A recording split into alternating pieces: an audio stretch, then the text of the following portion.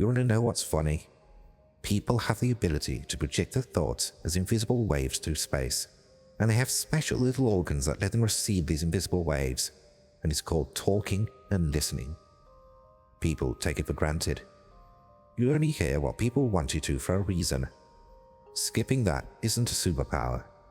It's not nice to see the link between everything you do and the instantaneous emotional response it sets off in people around you.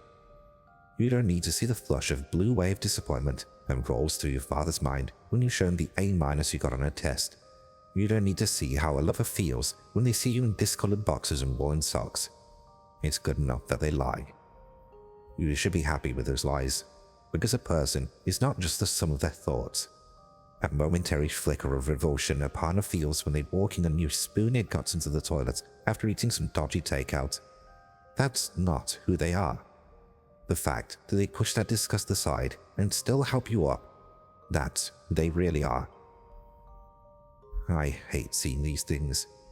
I hate feeling other people's intrusive thoughts, the parts they can't filter, the parts they choose to ignore or lock up. Sometimes I get words, but I have to focus real hard. Most things look like colors that wash up all around me, although I guess it's really just a metaphor I use for your benefit. There's an element of taste, smell, touch, and even sound too, all rolled up in there. Envy is sharp and bitter. Love is like a twang of a guitar that blends the world around it into a peaceful harmony. Hatred looks like the aftereffects of a nasty burn, the pitted flesh, the glistening blisters, the gut-wrenching pain. Sexual thoughts are almost percussive, but it depends on the person.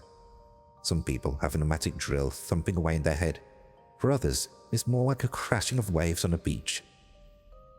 It would be better if I knew I could help people, but I'm no Superman. I get a lot just walking down a busy street. Someone's always getting hit, or coerced, or abused, or beaten, or kicked, or stabbed, or... Jesus, it's always something. Once, on a long road somewhere on the outskirts of Manchester, I heard a cry for help. It was more of a prayer, really. It's so rare to get a clear broadcast, like something you pick up on the car radio. This wasn't a mishmash of sensations. There were words, a litany screamed into the void in the desperate hope that God was listening. I spent weeks driving up and down those roads. I stayed in a hotel nearby, horsing my journey, my life, everything, in the hope I could find this poor person. I climbed fences and scoped out gardens. I broke into houses when people left for work. I got arrested, twice, but the police wouldn't listen. Please let me die before he comes back. I'm so hungry. He feeds me so little. Please let me die. I never heard them again. Never found where they were, or what might be happening. The closest I came to figuring it out was a whisper of despair left floating on the air just outside an old brick building deep in the woods. It was small, a shed really, but with thick nails, and inside were these thick iron pipes coming out of the ground and then going back into it. It might have been something to do with sewage. There were keep out signs all over the place. Something about the stains on the floor gave me a bad feeling, and it was probably just my imagination playing up, but looking at those pipes, I couldn't help but picture someone handcuffed to them. In the end, I gave up. Whoever they were, they stopped praying. I never heard them again. I've had to stop trying to help people in general. A lot of doctors have recommended I be locked up for my own safety. A few judges too. I think luck, and not a whole lot else, has kept me free on the streets. This power of mine isn't a radar. It doesn't point me to the damsel in distress so I can bust down the door and save them. That'd be like pointing at a wave and chasing it back to its origin. Most of the time, all I can do is listen and move on. And even listening can be dangerous. Not everyone wants to be heard. The funny thing about psychopaths is that, despite being utterly self-obsessed, they aren't involved in their own little world like everyone else. That's because they can't possibly imagine that they might need to share it. The world is theirs to enjoy, a great big complex challenging toy puzzle, and people are the pieces they move around for fun. They're sensitive to everything around them, and they are always on the lookout, sometimes for victims, Sometimes to learn more about the lumps of meat they call other people, and sometimes because they're afraid of getting caught.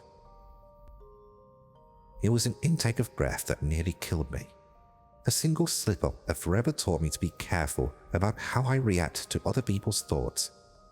I was on the tube and people watching, as I often did when I was a kid. A young guy had been on the couch with me for about half an hour by that point. He looked a lot older to me back then, but thinking about it, he was probably only 19.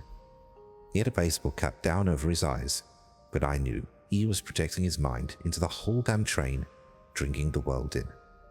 The grinding chairs, the rattling windows, the murky speckled floor. He was observing it the same way a cat watches the street. He was only pretending to fixate on the floor, pretending to be disinterested in the other people. I was too young to recognize the signs. I just thought he was another flavor of person. His thoughts tasted dull, devoid of recognizable emotion, but filled with astonishing detail. He was as lost in the process of appearing harmless as I was drinking in his thoughts. It was only when the train slowed down and the doors opened that his thoughts changed. No one else could have seen it, of course. A young woman stepped onto the carriage, and this guy's mind just exploded. There was recognition, anticipation, fear, excitement, arousal, and something I would later learn was a special kind of rage. It was like the sky had been sitting and waiting, seeing the world in grey. But now, he was seeing it in colour. Some input had been fed into that robotic brain, and it came alive with malignant intent. It wasn't just what he wanted to do to this woman that made him come alive. It was the fact that he'd planned it, and he was now waiting for the perfect moment to execute. I gasped, overwhelmed by the madness spewing out of his head, and he never moved a muscle, not once the whole time. But he heard. He knew. The consequences of my actions rippled through my mind as a single pulse of acknowledgement. He didn't ask questions or wonder how it could be possible. He simply knew that I'd seen into his head. He knew it the same way he knew that the train would soon start up and I'd be stuck there with him. His certainty in the situation was terrifying. He wasn't plagued by a single gram of self-doubt. I lurched up, leapt towards the doors, and in less than half a second he was following me. The fact that I had somehow seen directly into his mind was no more interesting to him than the birthmark on my leg, a small detail that he might remark upon as he rolled my naked body into a sewer. Cruelty works like blood. It spills out of the people's minds and into mine like red wine out of the bottle and into the glass. This guy made me feel like I was drowning. The worst part was knowing I couldn't go home. I was close, but I couldn't do that. This guy was an apex predator. He would have sat outside for days if he wanted to, waiting till my mom or dad came stumbling out early in the morning. He would have watched. He would have waited.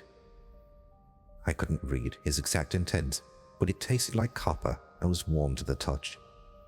It made me think of licking a box cutter. I knew leading him home would be a bad idea. I couldn't hide, so I had to run. I had to lose him.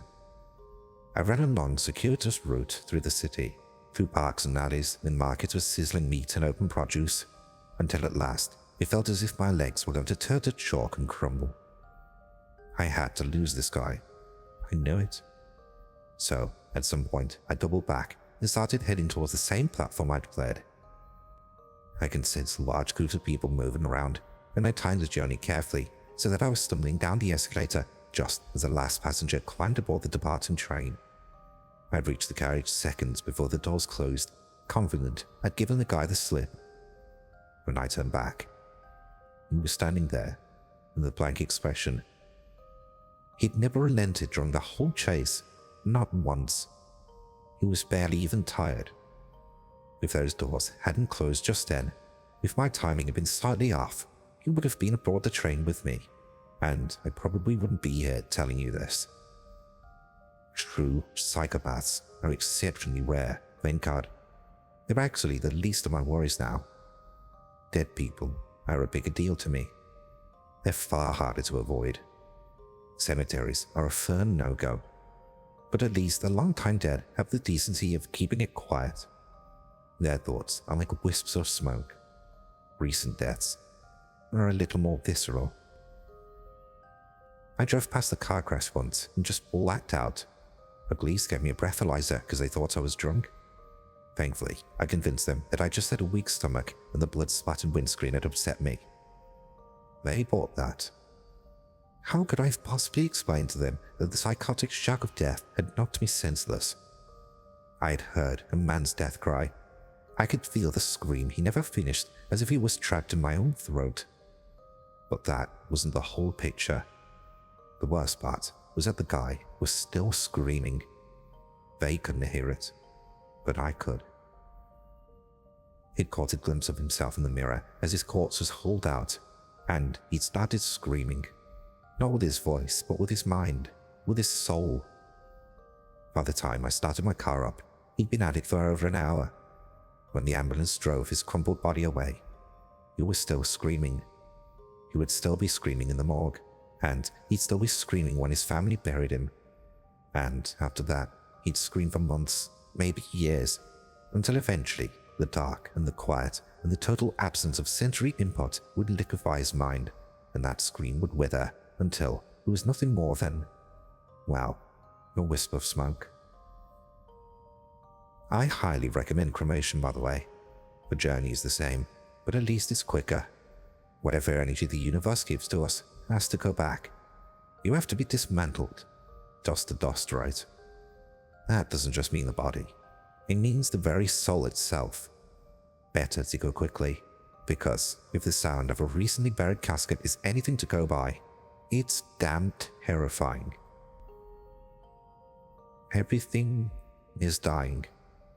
It's all going back one way or another. Something about a human mind makes it resistant to that decay.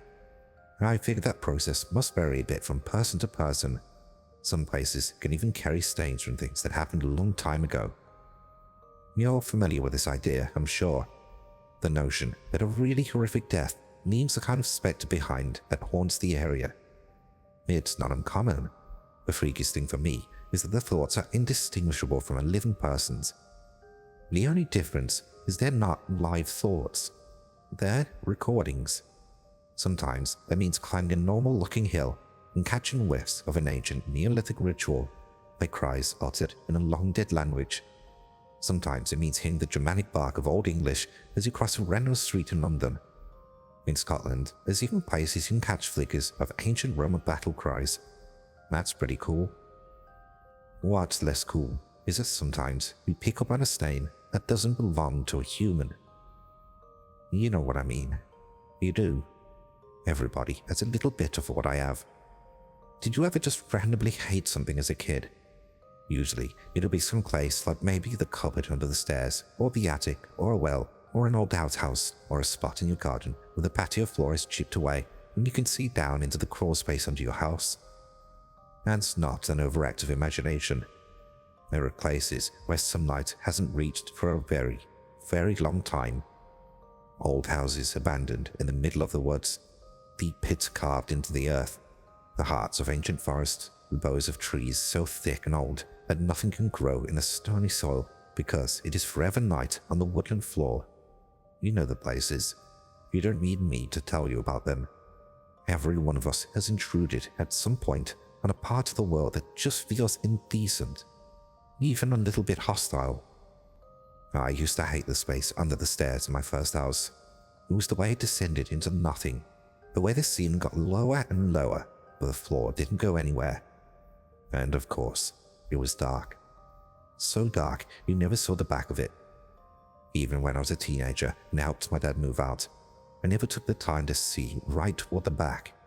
I just hauled stuff out best I could, reaching my fingers into the blackness, hoping to hell nothing reached out towards me. When all bar one box was clear, it occurred to me to maybe shine my light all the way in. I was tempted to push back against my childish fear and see the little nook all laid bare. I wanted to take that black, lifeless pit and expose it to the light and see just how mediocre and boring it truly was. Because, after all, it was just an overactive imagination, right? That was always what my father had told me, when I came to him, bawling my eyes out over nightmares of being dragged under there by grasping, angry hands. When I thought something had moved under there, the box was rearranged, leaving drag marks in the dust. My coat that was neatly folded, now thrown across the floor. A toy I hadn't seen in years, suddenly presented right at the very front of the pile of junk. It was just my imagination telling me something had moved when it hadn't. There was always a mundane explanation, right? But when I finally had the chance to pull that pile of crap apart and tease the darkness away, I discovered that shadows are always silent. Whatever was down there had heard my thoughts, and it reached out with a message of its own.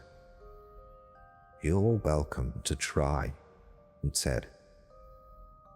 The solidarity of those thoughts still haunts me. It was the way it felt like squeezing a diamond in my fist, like the words were made of the hardest stuff on earth that would cut through my mind like a knife through butter, if it so felt like it. I'd never had something speak to me before.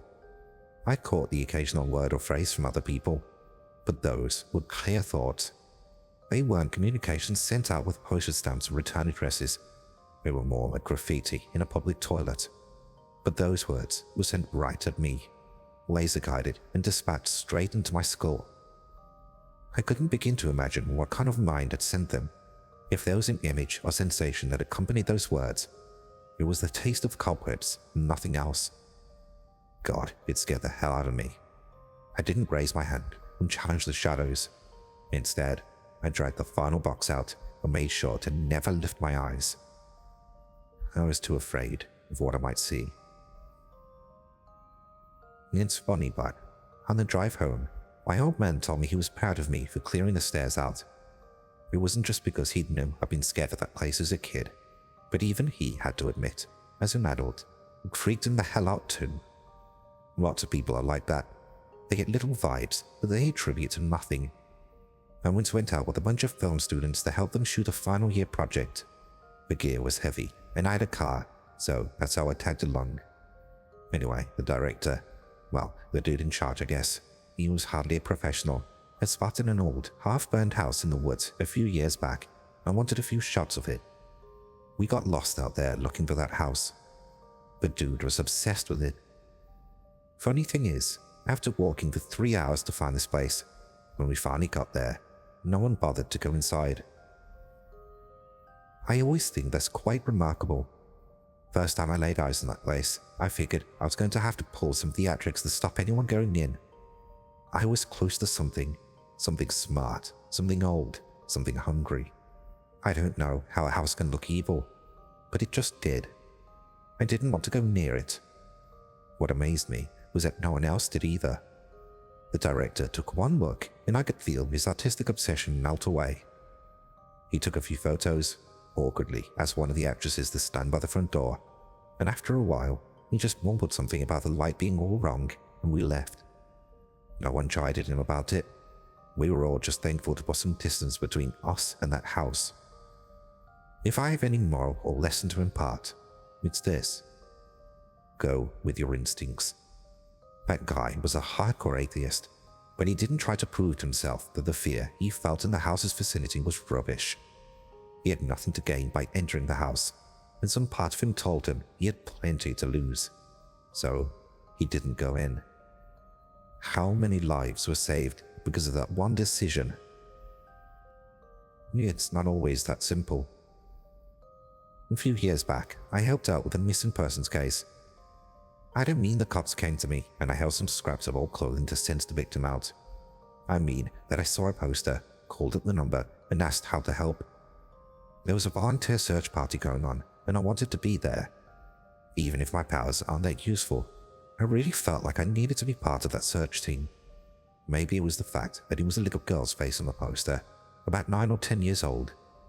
Maybe it was because I got a feeling in my gut when I looked at her eyes. It was like being submerged in ice water, and I never felt that way from a picture. But I really wanted to help. The police figured that the girl had gone missing in this large patch of dunes by the sea. It was about 20 square miles of grass-riddled sand that went up and down and up and down and, well, you get it. It was a massive patch of hills, and as soon as someone went over the lip of a dune, they disappeared from sight. Dogs went missing there all the time, and there had been times when kids had been found shivering under some bush because they'd lost sight of their parents while playing at the beach. It made it an absolute nightmare to search. The terrain was awkward, a deliberately overgrown patch of wilderness under strict environmental protection. Flash floods happened a lot, erasing well-worn paths in a single night and replacing them with small ponds or simply flat expanses and nothing. And new paths would spring up where water cut through earth like it was butter. And of course, the dunes themselves were never still. They were waves in the sand, moving too slowly for the human eye, but always moving nonetheless. And sometimes that meant they'd reveal things that had been buried for years, decades even. Like, say, an old military listening post that had been set up in World War II and quickly forgotten about. I didn't know that's what it was when I found it, of course. What I saw as I stumbled around in the dark, crying for this poor girl while hoping I didn't get lost myself, was a door in the middle of the hill. There's no other way to describe it, and it was every bit as real as you might expect. Because there I was in the middle of total wilderness when I swung my light and I saw an old doorway embedded in the rising sand. The handle, God, how can I put it? It looked warm, like it had been touched recently. That's how my mind picked it up.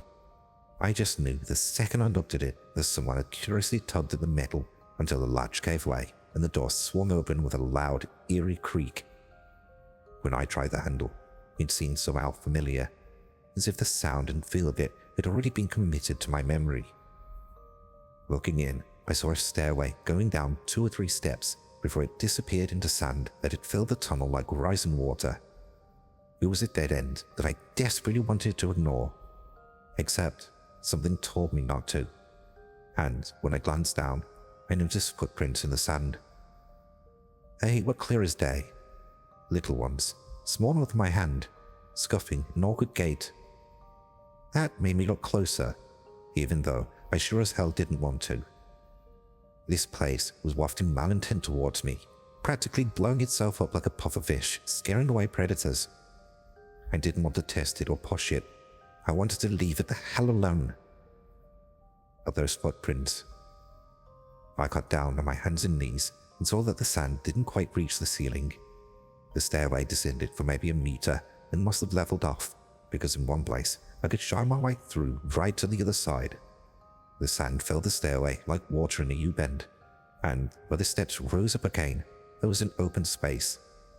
The core there would have been grueling, with 6 feet of sand beneath you and solid concrete right above. But if you kicked and wriggled, you could dig your way through, and for a kid, that'd be even easier. But why the hell would a girl do that? I wanted to ignore it, I really did. But why was I there? It wasn't for fun, that was for sure. I wanted to help, to make a difference. Maybe on some level, I'd felt that place all the way in the cafe where I'd first seen the girl's missing poster. Maybe that was why I'd come. I reckon other searchers had walked past that door and seen it and just walked away. They never consciously chose to ignore it. It just had an effect on you. Something that if you aren't used to, you wouldn't understand. Maybe I was the only person who would have ever spotted it. Destiny sounds real nice sometimes, but even back then, I was suspicious as hell. Still, I knew I had to go in. I tried calling for the others, but the sea was less than half a kilometer away, and the wind coming off it was something fierce. My voice was snatched away from me by the howling gale, and no one came to help. I could catch glimpses of the odd lights here or there, but I didn't know if they were just over the next hill or too far away to help. I took a deep breath and got down on my hands and knees. For a moment, I nearly blacked out. It was right when my head entered the tunnel and I realized it was way too damn small for me. I had a sudden flare-up of claustrophobia, and it was as if my whole body screamed. You want me to go in there? Are you mad? But I had a shovel, didn't I? We all had them. I grabbed the thing and used it to clear out as much sand as I could. It wasn't hard work at all, but I found myself sweating all the same. Eventually, I cleared enough space and got back down on my hands and knees. From there, it was flat on my stomach where I began to wriggle my way forward. My hands weren't a lot of help since the sand gave way too easily, so it was up to my legs to push me further along. Like I said, it wasn't far, maybe no more than 2 meters, but the way the roof pressed down on me, not to mention the feeling I got radiating out of the darkness, I had to stop twice on the way and swore my panic. That place wasn't quiet either. Each time I stopped to collect myself, it lashed out, and I saw images of the door swinging shut while I was stuck in a claustrophobic nightmare, pinched between unstoppable concrete and a cawing wall of sand and dirt. I saw my feet kicking frantically, my hands unable to find purchase as the whole tunnel pinched down on my midriff like a curious child crushing a bug. It would have kept me there. The search party would never have found the door. It would never have heard my cries. It would have kept me pinched in the darkness, and it would have relished my torturous death. I could only hope it was bluffing. Something was alive down there, but it wasn't the actual tunnel itself. It couldn't force the door shut or rearrange soil and earth on a whim. I just had to calm myself and catch my breath. And when I did, I found myself able to wriggle through. On the other side, I climbed out into an open room. It was derelict, with only a few holes in the wall with trailing electrical wires to say where the equipment had once stood. There were bits of old wood and metal on the floor, too rusted to recognize, but it was empty of anything meaningful. Whoever had cleared it out decades before had probably been the last person to ever disturb that room. Well, except for one person. The sand in this place was scarce, but enough scattered the floor that I could see where disturbances had been made. The girl had entered, sure enough, and as I tracked her path, I saw clearly that she had passed through this room and through another doorway opposite to where I stood. This tunnel made an unequivocal descent, knifing through the earth and straight into inky darkness. Standing over the stairs, I could hear faint drips of distant water and rustling echoes of every breath and movement I made. The sound of my own blood rushing my ears was deafening. Death lived down there, plain and simple. You could smell it in the musty air. Hell, there weren't even any cobwebs or signs of rats. Anyone could have stood there and felt something reaching into their minds, telling them to go anywhere else but down. For me, it felt like I was an ant who just looked up and spotted an enormous eye, framed by a magnifying glass, bearing down on it. Something was looking at me. Something was looking right at me, just on the other side of those shadows. If I lifted my light, I knew I'd see something terrible staring back at me. "You're welcome to try," it laughed. I'd seen this thing before. With trembling hands, I raised the light and saw nothing. For a moment, I nearly laughed. Could I have just imagined it? I wondered. Could all those moments of hearing inhuman thoughts be nothing more than an overactive imagination? I so wanted to believe that. No one has ever quite wanted to be alone like I did in that moment. Except those stairs weren't totally empty. There was a shoe, a little one, a brightly colored sneaker, the kind of thing that would pad a young girl's foot. The laughter caught in my throat. I was feeling unsure of myself.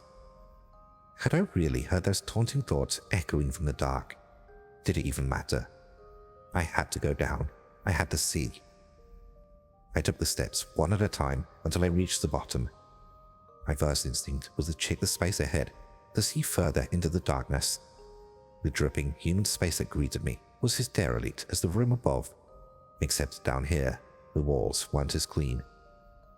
Maybe water had run down and coated them in layer after layer of volcanic-looking limestone.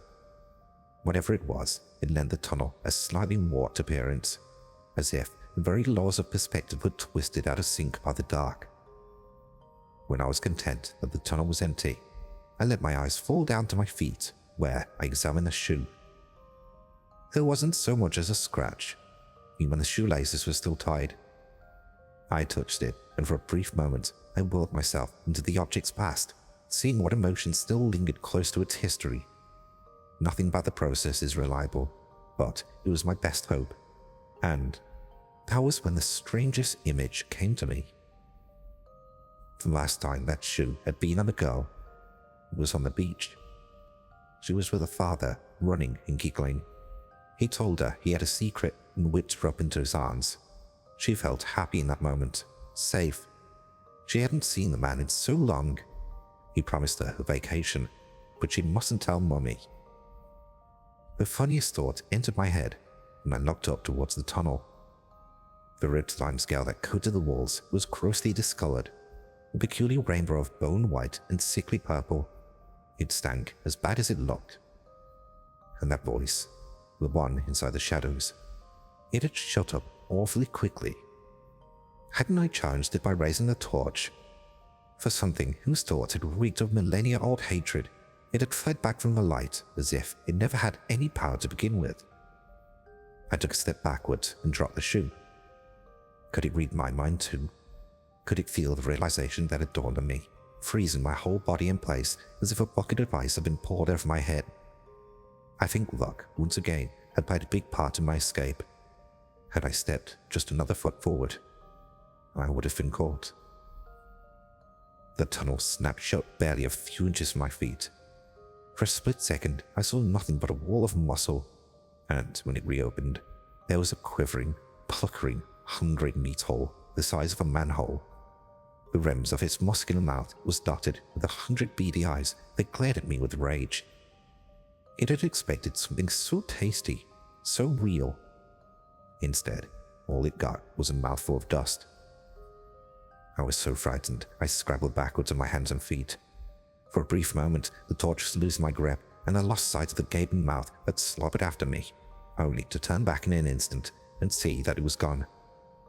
The only sign that anything had ever been there was the trickling of dust and sand from the roof of a perfectly square, man-made corridor. I could have so easily stayed there, frozen, debating with myself whether it was ever even true. Except the shoe remained clutched in one hand, and it had been spattered with a foul-smelling goo as the mouth slammed closed. Even as I held it, the viscous, milky fluid began to burn, and I threw the shoe down with a disgusted cry. "Lucky boy," the voice said. "Lucky, once in your house, standing by the stairs. Lucky twice in the woods, saved by your friend. Now lucky thrice in the dark. Just how lucky can you be?" it asked.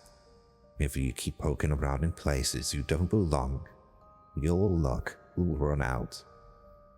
"Screw you," I cried. Whatever it was, it had made its point clear. It had set a trap, a clever one.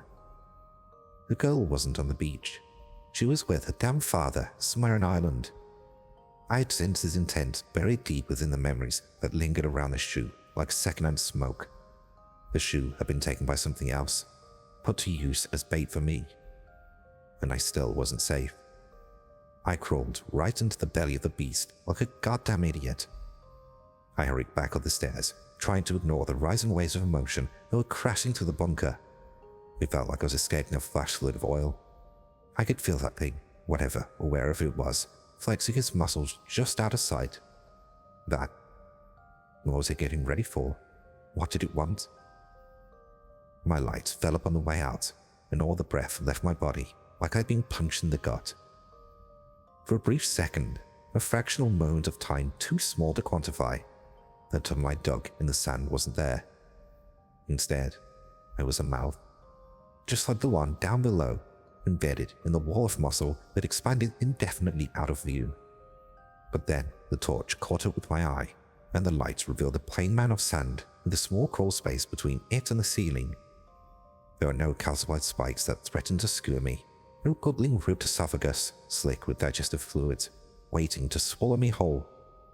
I suddenly realized I'd been an idiot, and I'd left my shovel on the other side of the sand. There'd been no digging. I had to crawl back to the way I came. "You're welcome to try," the darkness said, sensing my thoughts. I could feel it closing on me as a kind of psychic pressure. I'm not sure I'd describe this thing as angry, so much as just cold and alone. It was everywhere and nowhere. Something that wasn't human, that had never been human. It lived in the dark, and only the dark. It was only my torch that kept me safe. Wherever it roamed, I saw dusty concrete and not much else. But wherever the darkness encroached, I could feel those ominous thoughts that tasted like dry cobweb seeping back in like water through my fingers. I readied myself to leave, to keep the light fixed dead ahead, when I felt a waft of hot air blow past my shoulders. By this point, the distinction between thought and real sensation was weakening. The things it suggested to me were starting to feel as real as the ground beneath my feet. I don't know if I would have faced a psychic death or a physical one, but that thing was after me all the same. Before I let the nerves get the better of me, I ran forward and began crawling, and then wriggled. The torch was effective in such a small space, lighting it up as plain as daytime. But behind me was another story. I could feel warm appendages caress my legs, could feel the damp creeping through my trousers where it pressed moistly against my bare skin. There was a hint of suction maybe, as if something was getting ready to clean me out like I was a chicken drumstick at a family barbecue. My head emerged from the tunnel just as something snagged my foot. I lost all sense of reason, and in hysterics, I tried to kick and scream my way free. It felt so stupid that some sand was between me and freedom. My arms were pinned close to my side. Had the tunnel been so narrow on my way in, I wondered? But there it was. Freedom was so close, and all I had to do was loosen some damn earth. But panic only made it worse. I had my shoulder as I struggled, hurt it bad, and tears welled up in my eye. Frustration was starting to overwhelm me. I tried everything to calm myself, but it wasn't enough. Something had me in its jaws real good. My foot wasn't just caught, it was being pulled, slowly, inexorably back into a waiting gullet. Luck runs out, the darkness said. I screamed so loud that I was coughing up blood for days after. It was rough. In that moment, I felt all hope extinguish, all joy disappear. This thing's mind was flooding into mine, kicking off its shoes and arriving through my memories like a ruined guest. It showed me what it had in store for me. It showed me that I wouldn't even be alone. There were others, so many others, trapped down in the dark. At least I finally found out why I never encountered anyone else like me.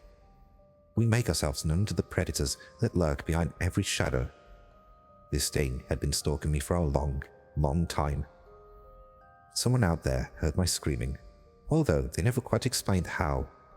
They just said it came to them as clear as day, and I reckon they might have just been a little bit sensitive to thoughts, like I am, to have been able to find me. Either way, someone came to my rescue. A hand, cold and clammy, but so goddamn welcome in the moment, grabbed my wrist and yanked me out. I didn't even care that it was my bad shoulder they tugged on. By the time I slithered out of that place, I was sobbing. The darkness had done a real number on my head. I didn't remember much else. They got me somewhere safe, and I got a mention in the paper for going the extra mile. Story was, I got stuck crawling through and freaked out. That was all. A severe panic attack. Whoever saved me didn't stick around. I tried looking for them, tried asking for help. My guess? That thing set a trap for people like me, and it caught more than one. Like I said, there was no way anyone could have heard my actual screams through that door and with all the wind. It makes more sense to me that they heard my mental ones. Maybe they got a little too close to the darkness too.